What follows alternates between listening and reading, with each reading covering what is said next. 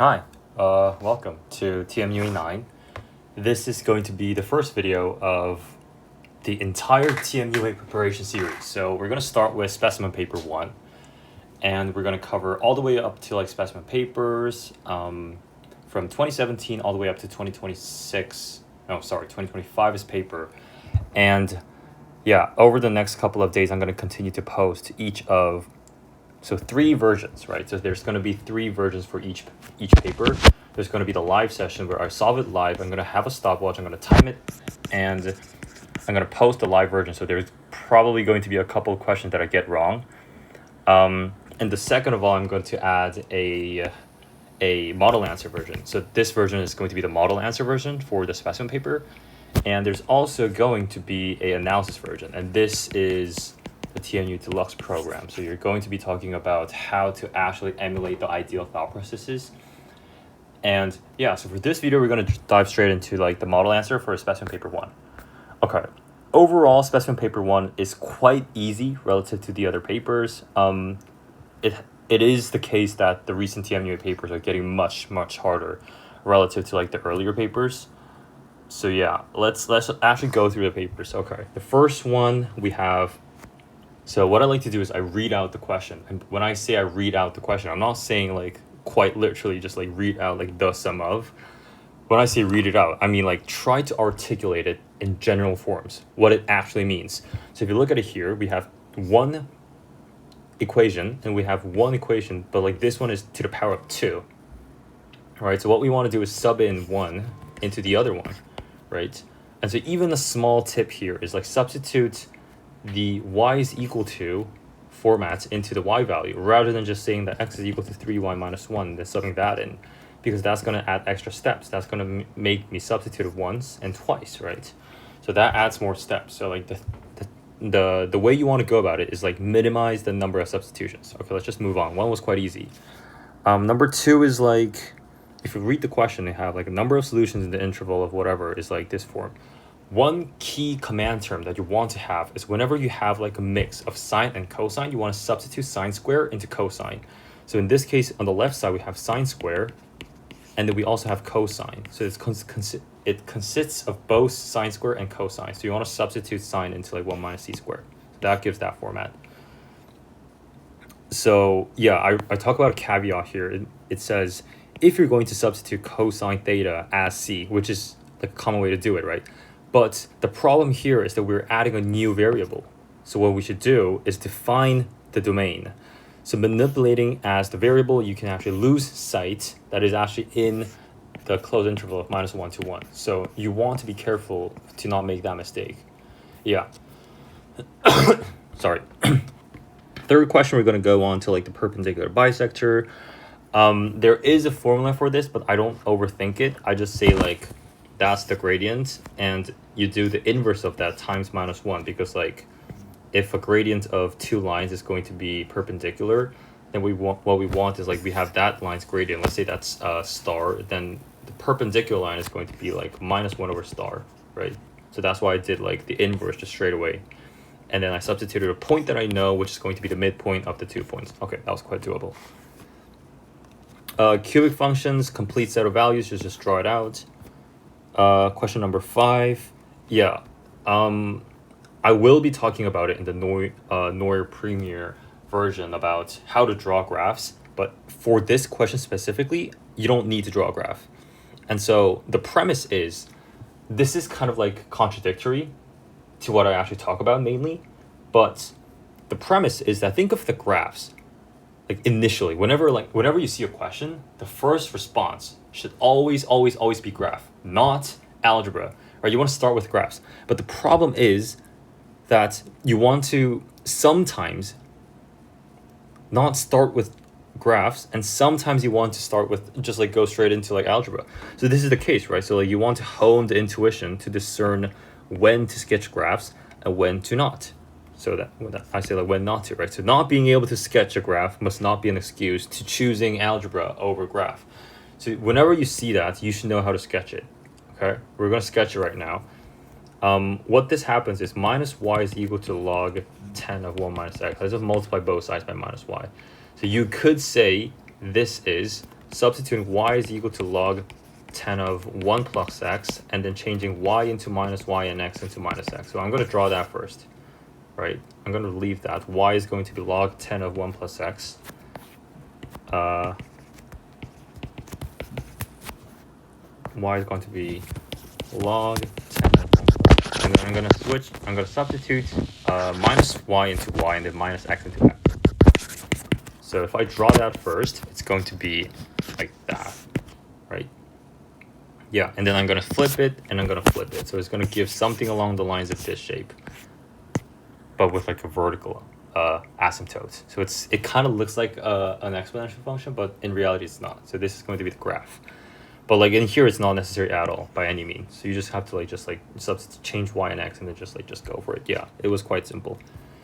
Question number 6. It's given that some sort of binomial form is a factor of this expanded this polynomial. So the sum of the possible values, you just substitute that into this one, right? It's just not complicated. Factor theorem. Yeah, factor theorem. Question number 7. A bag contains n red balls, n yellow balls, and n blue balls. So there's going to be a total of exactly 3 n balls. And 1 ball is selected at random and not replaced. So this is really important. This is very important because some questions, they are replaced. But for this question, it's not replaced, which means if it's taken out, the total probability has to change dependent on the fact that they are not replaced. So this denominator right here has to be 3n minus 1. It's not 3n. It's really important. So I'm going to highlight that actually. When a ball is selected at random, that's also important. Random in technical terms means the probability of a certain ball or a certain case being selected is all equal. And so it's going to be random, and it's also going to be not replaced, which means, like I just mentioned earlier, the denominator is going to change. Yeah. Okay, and then a second ball is then selected at random and it's also not replaced. So it's going to be the same thing, right? And each ball is equally likely to be chosen. Now, the question was being very nice because they explicitly told us what they actually mean by saying random, but sometimes they're not going to give this clearly. They were really nice for the specimen papers. So, yeah. And so the probability, how I solved it is just finding the complementary sets. You should probably know what complementary sets are at this point, but I'll give you an example. Let's say London is this set. Then the complementary set of London is everything outside of London. That's going to be the complementary set. So Seoul is going to be here. France is going to be here. Well, France is not a city. Let's say Paris is going to be here. San Francisco is going to be here. So everything that's not London is going to be the complementary set of London. So in this case, it's going to be the probability of the 2 balls are not the same color. So a complementary set of that would be the 2 balls to be the same color, right? So I'm going to choose a random color. Say it's red, right? Let's just say it's red. So the first ball being selected, the probability of the first ball being red is going to be n over 3n, right? Because there's total of n red balls, and then the total balls are going to be 3n, right? So n over 3n. That's the probability that the first ball that is selected is going to be red, right? And then the second ball that's going to be selected, now the denominator changes. This is important. The denominator changes, like we said. And then the total number of the red balls sequentially also decrease. So that's why it's going to be n minus 1. And then because the reason why we multiply it by 3 is going to be the first one is red, then we have yellow, then we have blue. So there's going to be 3 colors. That's why we multiply it by 3.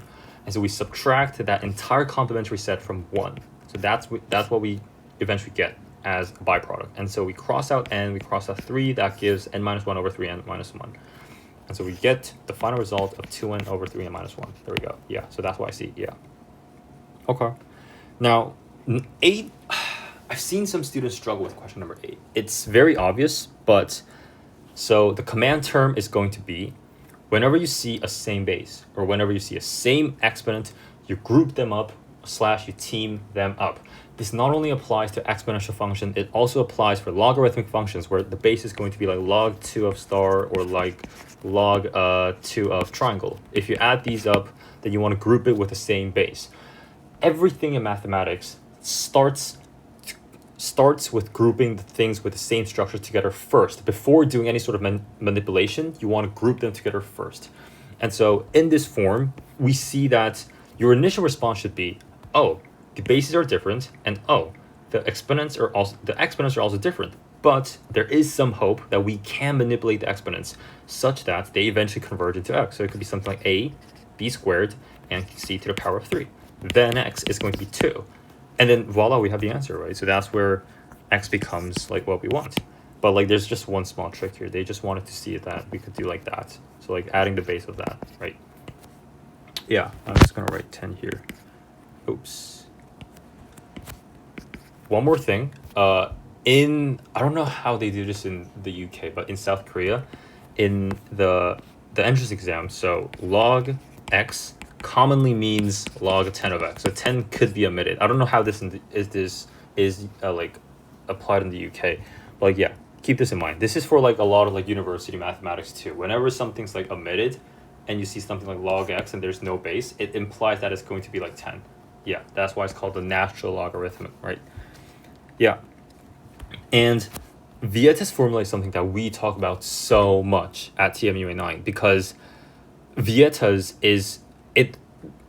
it always shows up. Like there's not a single past paper. We're going to go over like so many past papers for TMUA, right?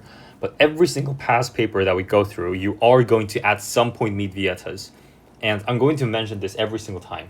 You will have a massive edge with knowing things that other people don't have, period. Everyone will tell you that you do not need to know special formulas. There's going to be some people telling you some like horrible advice that that they're going to test how you think. But that's a very vague, unspecified method of preparing. Your job is to know as much as you possibly can. And that's what I try to aim in this channel, right? I try to pour out every single information that you can have as an edge. And that's what a very good example of that is the Vieta's formula. So you want to take a look at this, right? So according to Vieta's, the sum of the two roots is going to be, I made a mistake over here. That's not supposed to be b over, it's supposed to be b, right? Yeah, so the sum of the two roots is going to be minus b over a. And then the product of the two roots is going to be c over a, right?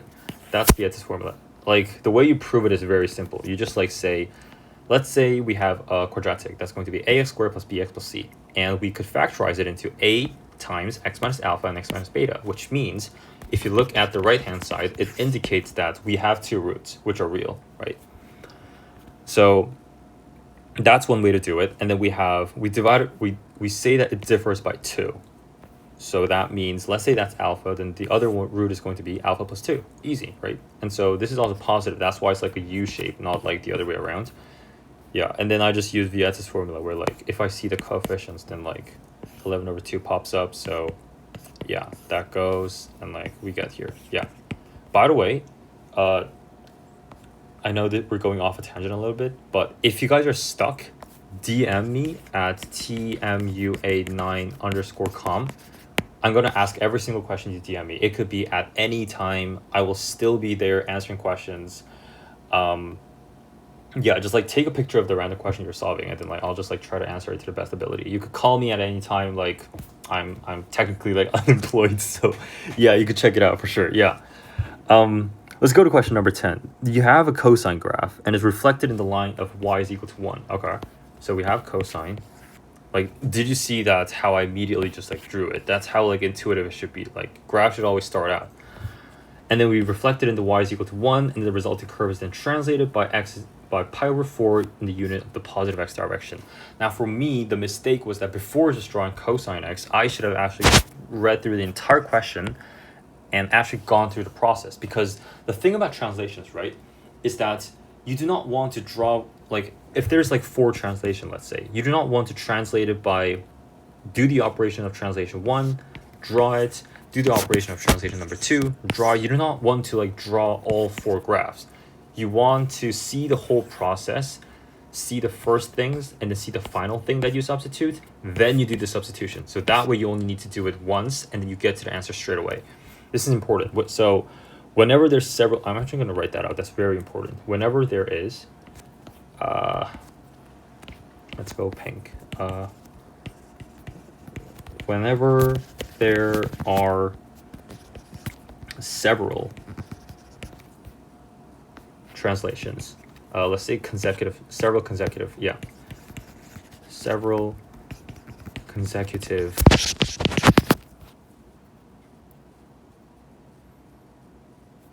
translations, right? So this is the condition. So this is the reaction term. This is the command situation that we have.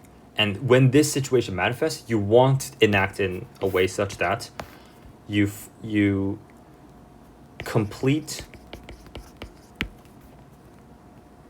entire transformation.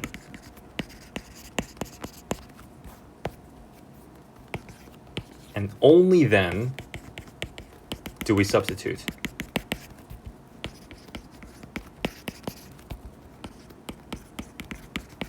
Okay. So that's what I did. Like, instead of drawing this, then doing that, then drawing it, I just did the whole thing, right? So into y it becomes like 2 minus y, and then like instead of x, I put in like x minus pi over 2, and that's why it becomes like 2 minus y is going to be the cosine x minus pi over 2. Yeah. And that's like, if I organize it, it becomes that. So that's why it's d. Yeah. This is same as question, if you look at question 11, right? There's some similarities with like question 2, in that when you're substituting something, it's very easy. It's very habitual to omit the domain. I cannot stress how important this is. You cannot forget to put in the domain. In fact, you should write it out explicitly. You should write it out without remembering it. Don't try to remember it. Just write it out clearly. Like, even when you try to remember it, you will end up making the mistake of forgetting it in the exam because there's just like so much pressure. And so yeah, here, instead of saying star, let's say that's star. Let's say it's a random variable star. But like, the reason I made a mistake is that I should have written it out. That was my mistake. I should have said that as soon as I wrote that, I should have sequentially just wrote out that. So as a consequence of substituting, you should also write out the domains of that new variable that you put in. And then you write a quadratic and then you expand it. Yeah, that gives the final answer. There we go. 11's easy, right? So it's just a quadratic. Yeah. Memorize this formula. If one side of a triangle in an equilateral is going to be star, then the area of that entire equilateral triangle is going to be square root of 3 over 4 times star to the power of 2. Yeah, star squared.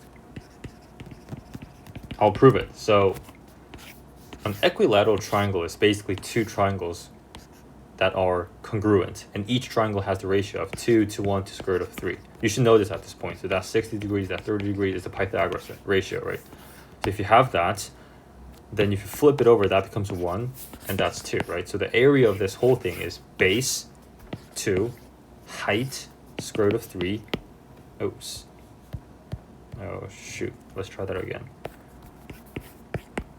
2, I'm gonna actually add like the stars. So let's say one side of the equilateral is going to be star. Okay, then half of it is going to be half of star, and that's going to be star, right? So this height over here is going to be square root of 3 over 2. Right? So base is going to be star, height is going to be square root of 3 over 2 star, and then you add like half because it's a triangle, and that's going to give square root of 3 over 4 times star squared. That's the area of an equilateral. You have to memorize this. You cannot be proving this in the exam. So memorize these formulas. Every time I talk about it, please memorize it if you want a 9. And I can guarantee you that it will fast track your process to getting there. So for this question, we have a prism, okay? And in the prism, there's like an equilateral triangle with as the base. And then there's like the total surface area and then the volume. And there's like finding an equation between the both. Okay. So it's not that complicated. You just write it out, right? You just add variables and then you just sub it in. It's not that complicated.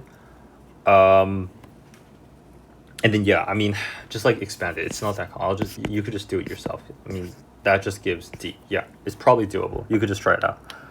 And for question 13, yeah, this is a very important question. This shows up a lot.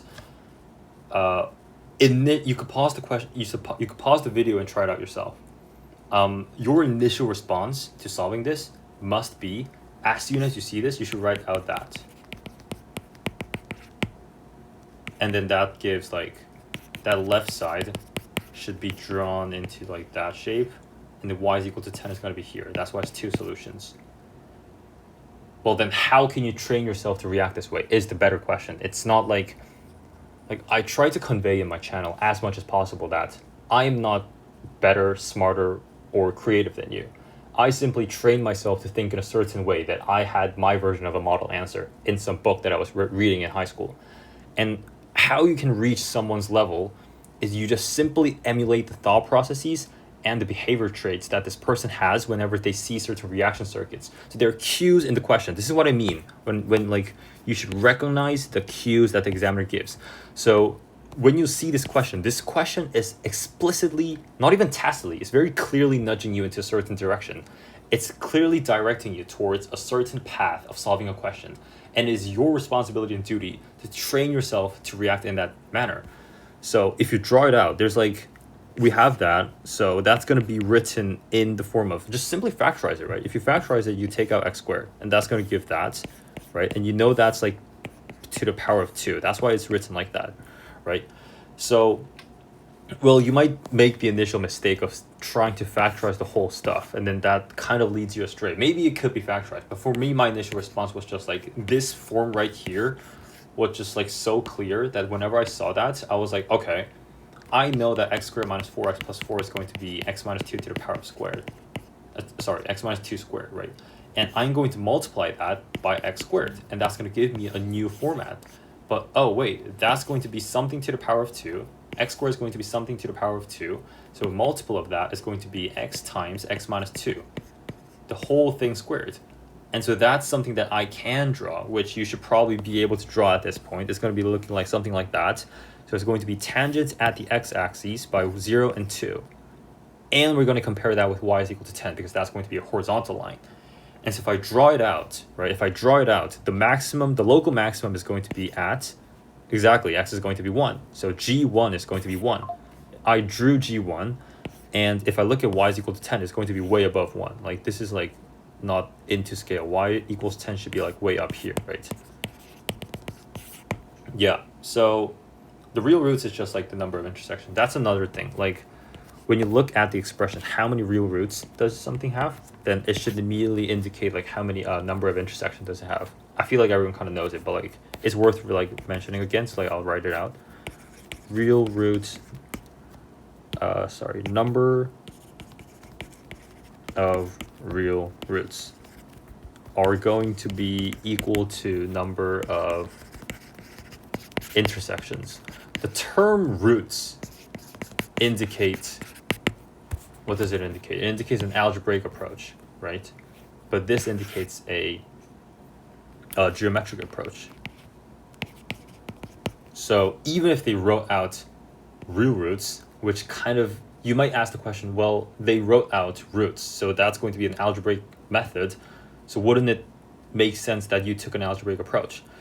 But like, yeah, that's another thing. Like they could show on paper to solve it as algebra, but like if you can solve it with geometry, which you definitely most of the cases can, then definitely go for geometry, because in no universe is algebra going to be more simple in the TMUA past papers. It's always going to be the case that geometry is much more simpler if you know the tricks and methods to actually solve the questions effectively by orders of magnitude. So you should definitely go that way. Okay, let's look at question 14. A, B, and C, A, B, and X, Y are real and positive. There's constants, they're related. And so yeah, it's a log Y against log X is drawn in like what's going to be a straight line. It's just going to, let's just try log on both sides for this one. That's going to be log Y is going to be log A plus B times log X, right? So we have log Y and log X. That's going to be gradients B, and the y-intercept is going to be log A. So like, yeah, it was quite easy. Okay, so let's solve 15. Yeah, this is a very peculiar question. We have x minus a squared. We can draw that, okay? And the smallest possible value of the integration. Okay, so that's going to be the area. We are going to talk about how to find the area underneath the curve. We talked about this so much in the other lectures, so I will... It's in Neue Premiere, by the way. It's like, I don't even want to be that course seller. Like, I just hated those type of people, but like the product that I'm actually like giving you guys is like, it's really good. Like I put like at least 200 hours into this PDF.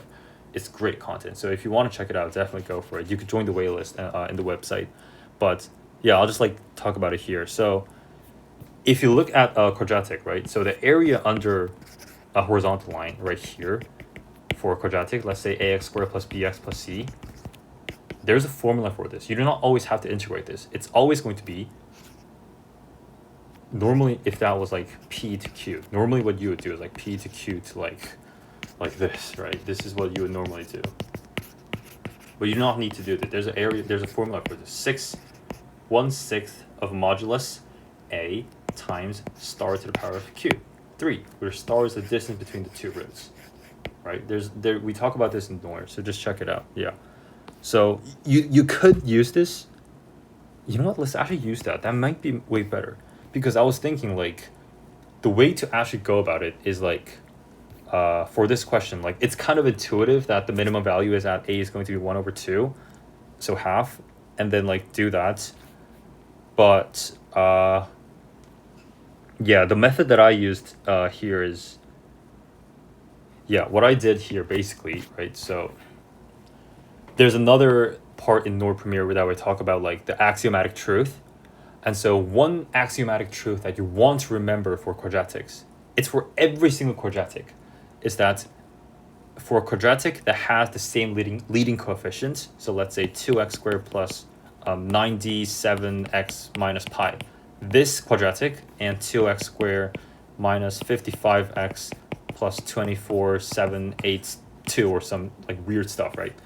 If the leading coefficients are the same, with translation, they will always overlap. And it doesn't even need to be the same sign. It could be minus, right? So I'm going to write it out explicitly. So if the modulus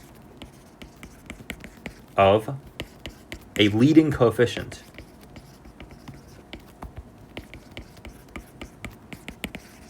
in a quadratic, let's say of, is identical, they always can overlap via translation, so like moving it like horizontally or like vertically, and then also translation and reflection, so like flipping it, right? This is a rule. This is universal for every single quadratic out there. And so the reason I mentioned that is I could translate this into y is equal to x squared, right? I mean, it's quite obvious. I just push it to the left by a, right? But the reason why that's important is if you look at y is equal to x squared, if I draw out the first quadrant, it's going to look something like that, right? Then if that's 1, y-axis is going to be 1, y value is going to be 1. And so this whole area right here is going to be 1, right? But this area down here is going to be 0 to 1 of x squared dx. And that's going to give 1/3 of x cubed 1 to 0, which is going to be 1/3, right? So if that area right here is going to be 1/3, then that bit is going to be exactly 2/3. So the ratio of this bit right here, and this bit right here is going to be 2/3 to 1/3. So it's going to be 2 to 1, right? And that applies to every single quadratic. So even in this case, if that's k, then this bit is going to be 2k. And if that's 2k, then that's going to be k, which means the whole area is going to be 6k, right? And these values are going to be 2k. So the smallest possible value is going to be the minimum of 2k is what we want to find. And then we know that this whole area right here is going to be 6a, right? Because that was a, and then 2a, and then 2a, and then a, right? So that whole area is going to be 6a, but we know that a is going to be 1/2. So that whole area is going to be 3, right? Yeah, there we go. And then that's where the minimum value kind of like comes in. So if you think about it, if that's a, do you get like why this point is a? Because like it's like the vertex, right? But its minimum at a is 1/2, because if it moves around, then like for it to be minimum, this part right here has to be like it should be like reflective by the vertex. That's why like it's like symmetric. And so if you look here, like a is supposed to be 1/2, and then f0 is supposed to be the 1/4. Yeah, and that applies too. And then that's why like we get like 1/12. Yeah, there's several methods to solve this. In the analysis version, I'm going to talk about it. It's a very important question. Yeah. Okay, let's move on. I got to charge my tablet. Sorry, one sec.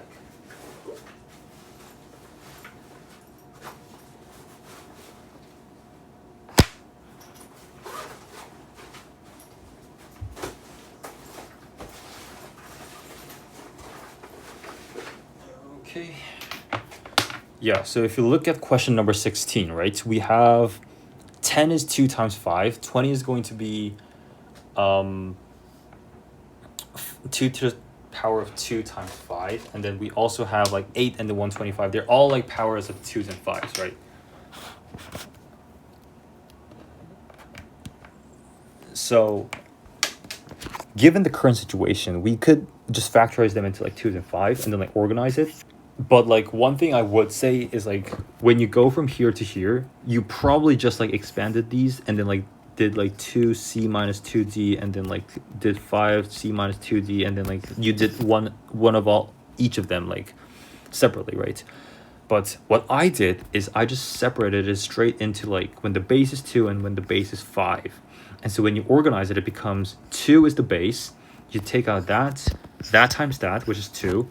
2 times 2c plus t, 3 times c, and then you just write that whole stuff. Okay? So you know that the prime factorization is going to be like only 2 and 5. So you write 2 and 5 as the bases first, and then you consider the exponents. And so you might say like, oh, that's like a small difference. But like those small differences of like spending useless time eventually accumulate massively. So if there is any slight opportunity of cutting time, you definitely should. So even in this question, you want to like, if that's like 2 to the power of c minus 2d, here's like 2 times 2c plus d. If you do that, it ends up being like very simple. So that's the answer, yeah. I wrote something a little bit here. We talk about a little bit of logic play. Let's see what I wrote. It's given that d is an integer, right? Yeah. So 5 to the power of minus 4d is an integer if whatever. D being a negative integer is a sufficient but not necessary condition for 5 to the power of minus 4d to be an integer. Yeah, do you get that? Because this part, let's say 5 to the minus 4d is an integer, okay? Because for this whole thing to be an integer, this should be an integer, right? So this should be an integer and this should be an integer, right? But like, not necessarily that doesn't mean that d always has to be an integer. So like what I'm trying to convey here in terms of logic is that to make this happen, d has to be an integer is like what they're claiming if they say that it's going to be necessary, but that's not always the case. D could be like 1/2, right? Minus 1/2. That's not an integer. But if you sub that in, it becomes like 5 to the power of 2, and that is an integer, right? And so yeah, I just wanted to like see how you guys could like apply logic in like normal questions. So yeah, I kind of briefly talk about 2 and 5 power plays show up all the time. So like habituate prime factorization. If you're going to factorize it, it usually ends up in the form of 2, 3, and 5. It rarely goes up to 7, and like sometimes it talks about like the other prime numbers, but usually 2 and 5 show up a lot for like prime factorization. And also you want to make a habit of skipping the step that I told you, right? So just like starting with 2 to the power of whatever and then 5 to the power of whatever. That's a good way to go about it, yeah. And yeah, so if you look in question 17, I'm just gonna like continue. One thing I initially saw is that before expanding this, I should have saw that it was factorized. It could be factorized. I think it's something that I missed out on, but yeah, I mean, I don't think it's necessarily bad to go through that extra step of like expanding it, but if you can potentially see that, then I think you should definitely go for it, because you should kind of like tacitly have that intuition that 2 is on the right side and there's a term that includes 2 here. There's a term that includes a, and there's also a term that includes a2. And then here, this term that includes 2 is x to the power of 1, and this term right here on the right side has x to the power of 0. So there's a 1 degree difference of x's power. And also for the term that include a and also x, this is x to the power of 2, and this bit right here is x to the power of 1. So by seeing this, you should immediately think that, oh, this is factorization. It can be factorized. And then you should technically be, the ideal solution would be jumping to this bit right here. Yeah. And then you would do like, okay, for this to not be for this to not have like repeated roots, right? Because they have like two distinct roots. Because the fact that it can be factorized into like two terms where like the coefficients are all real numbers, it definitely is like a good case. So like the way to go about it is like, okay, it has like at least one solution, but like we don't want it to have only one solution. So A can't be -2, cannot be -2. Yeah, and then that's why it's D. Okay. Last couple of questions. Yeah, so the angle x is measured in radians is such that 0 and then pi is going to be the domain of x. And then we want to see intervals for which tangent x is between -1 to 1 and sine 2x is going to be greater or equal to 0.5. Okay, so one thing that's worth noting, in the unit circle,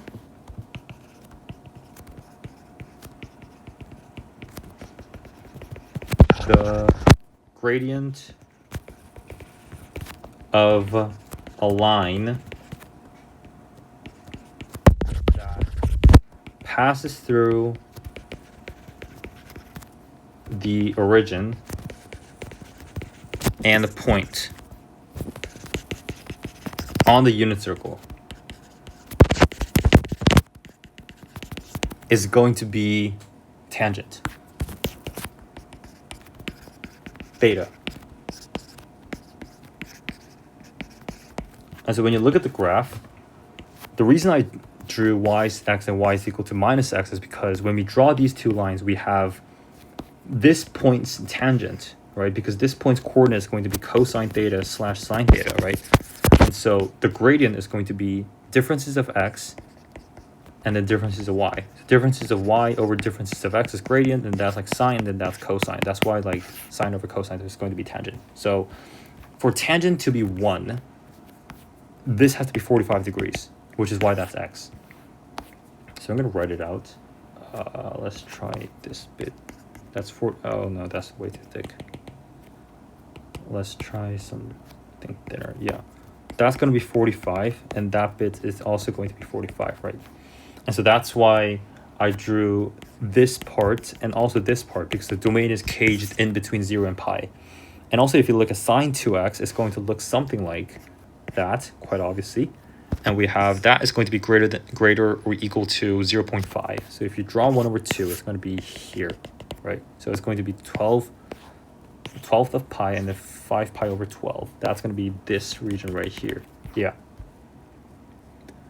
And so the total length of any intervals is going to be the intersection of those. So if you look at what I did here, right, I plotted out. So if you visualize this on a line, that's going to be 0 to 45 degrees. So like 0 to 4th of pi. That's why I drew 0 to 4th of pi. And we also have 3/4 of pi. So that's going to be 135 degrees all the way up to 180 degrees. So that's going to be 3/4 of pi all the way up to 180 degrees. Yeah. So here and here is going to be set number 1.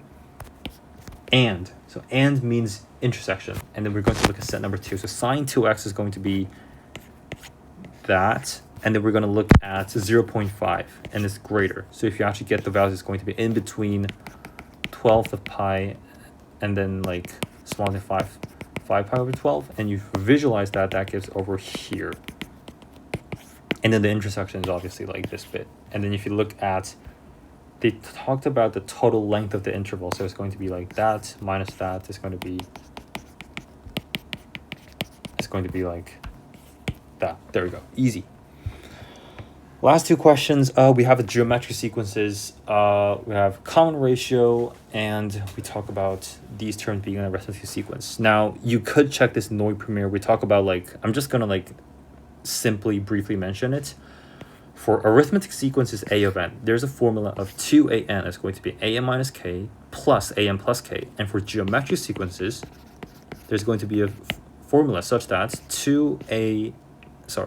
for geometric is going to be an squared is going to be an minus k times an plus k. So n minus kth term times n plus kth term is going to be an to the power of 2. That's a formula you want to memorize for arithmetic sequences. And so yeah, so if I say the first term is going to be 4, which it is, and then we have r is going to be common ratio, that gives 4r, and the fourth term is going to be 4r to the power of 3. And these are arithmetic sequences, which means for arithmetic sequences like I wrote, so double of the middle one, give the sum of the adjacent ones. Double the middle one, give the sum of the adjacent ones, which is double the middle one, which is 4r, is the sum of the adjacent ones, which is 4 plus 4r to the power of 3. And then I just use like synthetic division. Like if you don't know what synthetic division is, check it out on YouTube. I'm also going to post a video on like how to do synthetic division. So yeah, do that, and that gives D. Yeah, I'll talk about synthetic division too. It's probably going to be in Nord Premier too.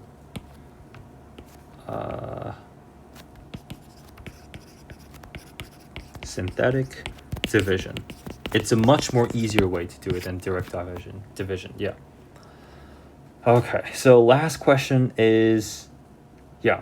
Before I talk about the last question, there's a very important lesson that you want to learn from question 20 is that you want to be able to morph and bend the question to your will. You want to be able to change the question to your best fit. You do not want to solve it on face value. You just want to solve it how you see fit. And so there's 2 different ways to solve this question. You want to actually expand this whole stuff, which is a stupid way. This is a stupid way to do it. You do not want to do that. That's not how you solve this. The second method, which we talk about here, is that there's 2 avenues for term x to the power of 2 to square up. So like, let's say that's a very big fat polynomial, and we have x squared times whatever, and then 4 times whatever, right? So the current form is going to be, as I wrote out, it's going to be 4 minus x squared times a of x, and 4 times that bit, which is going to be somewhere in the term in a of x, right? It's going to be some constant times x to the power of 2 in a of x. And then the other case is that for this term right here, we have minus x squared, and then we have a constant term from ax, right? Just some random constant. So we can change the question into finding 2 things in this whole a of x. So in a of x, we want to find the coefficient of x squared, and we want to find the constant. So now we have a new aim. We have something that's more specified and something that we can approach, rather than just solving it vaguely like this. So at a of x's expansion, we can find the coefficient of x to the power of 2 and the constant in the expansion of ax. And that's what I did. And then this is just like binomial expansion. It's just like some stuff that you already know. Yeah, if you don't know, check Nord Premier. I'm not going to go over it too much because it's like very obvious. And yeah. Okay, I think that's it for specimen paper 1. So thanks, appreciate it.